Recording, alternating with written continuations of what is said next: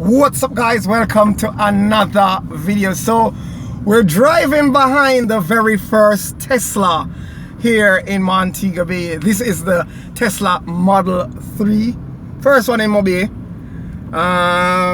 Beautiful red.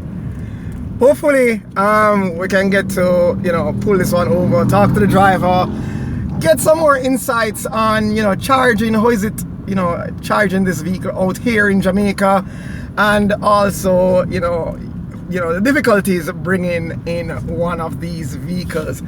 So yeah, very first Tesla Model 3 here in Montego Bay. You've seen it on the autovive.com and autovive Instagram and YouTube channel. We'll have more information on this vehicle. See that it's in Montego Bay now. Definitely